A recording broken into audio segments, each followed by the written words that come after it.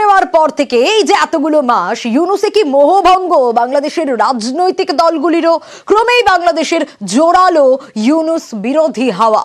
বাংলাদেশে চাপ বাড়ছে ইউনূসের ওপর। জামাত বিএনপি আগেই সরব হয়েছে, এবার সরব গণ অধিকার পরিষদ। ইউনূস সরকারের কাজ নিয়ে বিস্ফোরক গণ অধিকার পরিষদ নেতা ফারুক হাসান। বাংলাদেশে যোগ্য নন ইউনূসের বিরুদ্ধে বিস্ফোরক ফারুক হাসান।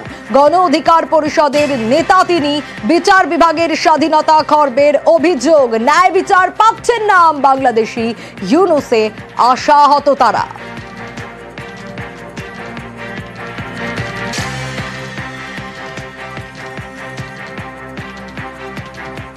আমরা এই বিশ্ব বরেণ্য বাংলাদেশের একমাত্র নোবেল বিজয়ী ডক্টর মোহাম্মদ ইউনূস স্যারকে প্রধান চেয়ারে বসিয়েছিলাম।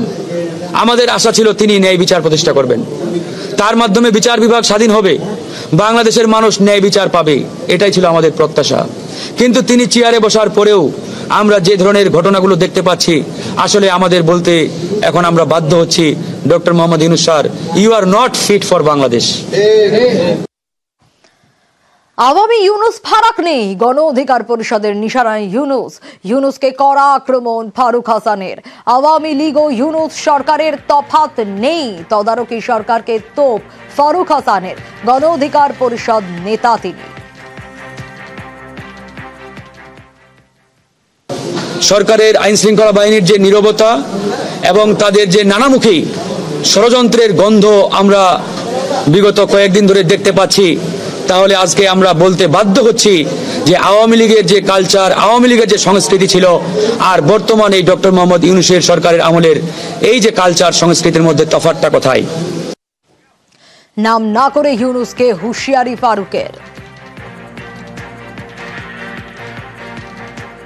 বিগত ফ্যাসিস্ট সরকারের হামলা, মামলা, জেল, জরিমানা, নির্যাতন সহ্য করে আজকে এই গণ অধিকার পরিষদকে আমরা দাঁড় করিয়েছি।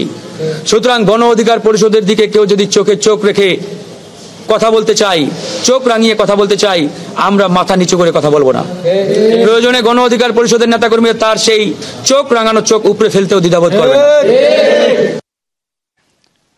18 জানুয়ারি আরজিকর রায়, জনতা দোষীর ফাঁসি চায়। আন্দোলনকারী সেলিব্রিটি থেকে আম জনতা সকলেই সর্বোচ্চ শাস্তি চাইছেন।